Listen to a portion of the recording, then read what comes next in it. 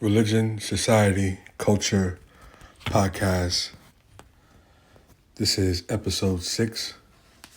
The title is Black Church Disappointment.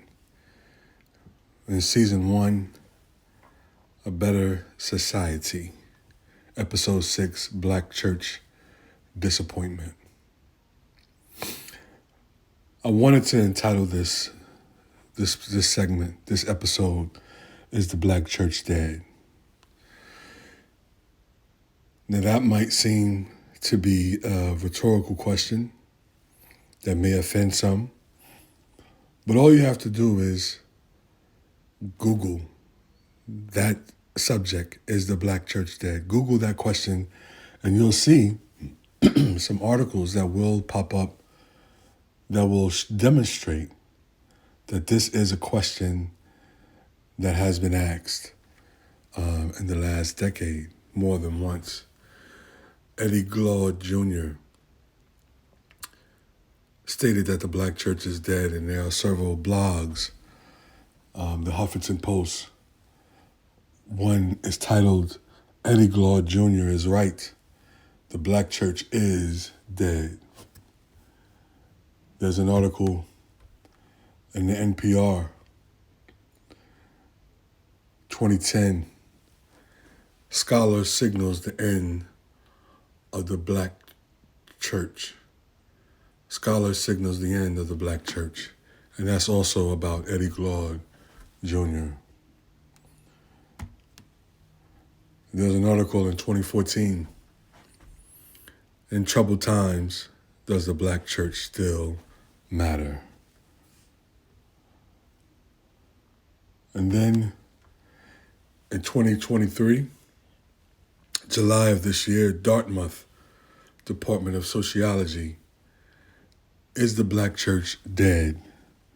Religious Resilience and the Contemporary Functions of Black Christianity.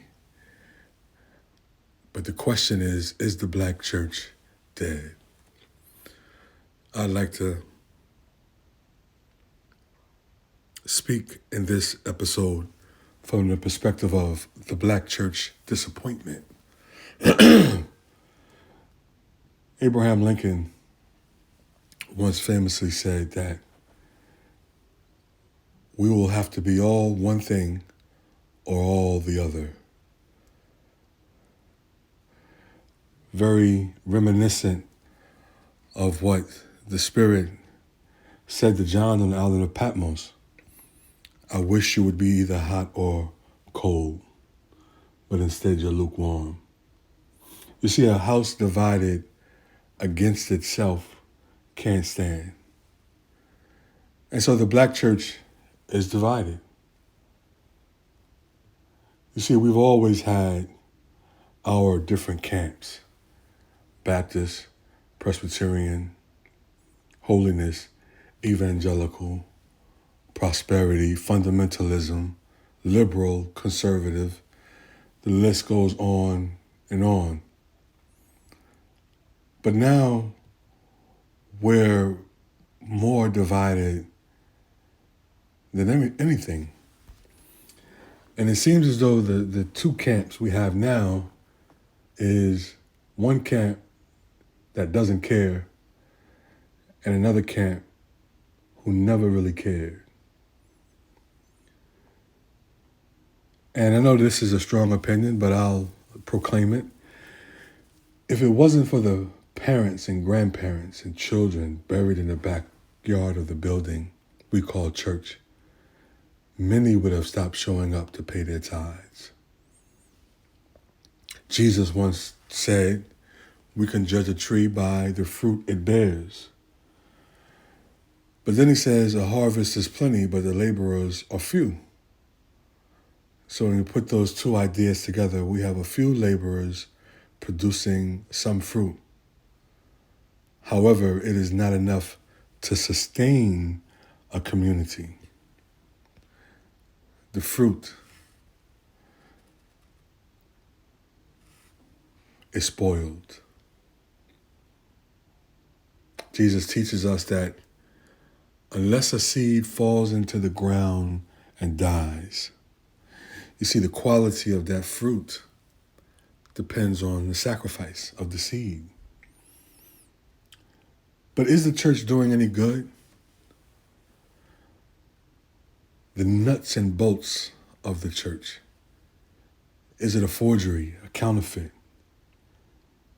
Is it not Christ?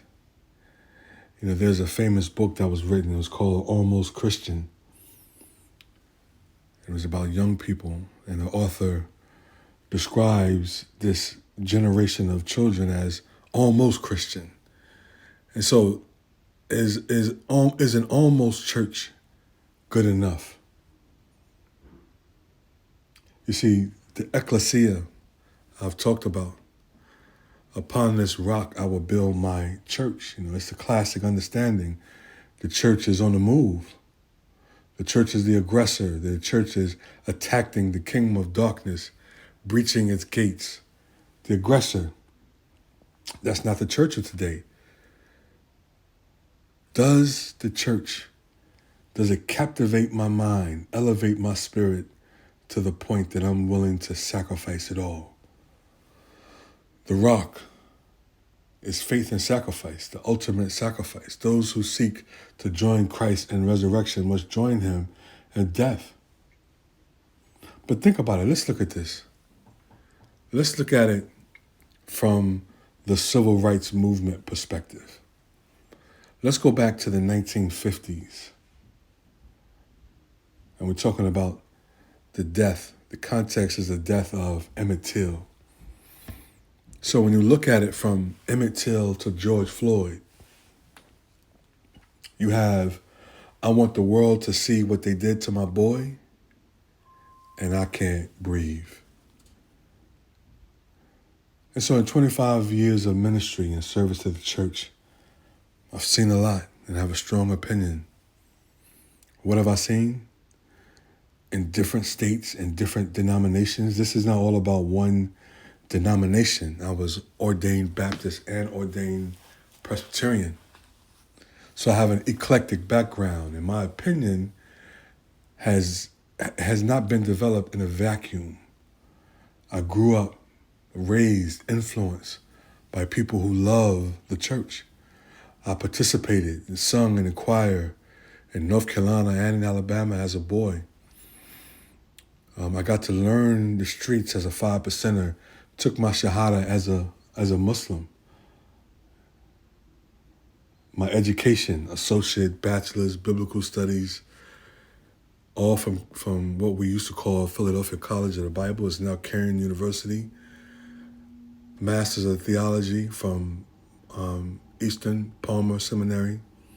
Master of Divinity from Westminster. And I have a doctorate in divinity, a dissertation in the Library of Congress, 2 trips to the Holy Land, a student of ancient teachings, mystery schools, the lost writings of the Arabian desert. And so my analysis, my constructive criticism, as we begin to have this broader conversation about a better society. You see, the fruit is spoiled, is rotten. Jesus says, I am the vine, you are the branches. If you remain in me, I will remain in you. And the end result will be you will bear much fruit. Going all the way back to the Garden of Eden, God's command to Adam and Eve was to be fruitful. Noah, after the cataclysm, be fruitful. Abraham, be fruitful. Jesus, be fruitful. But there's going to come a time when we wonder about the truth.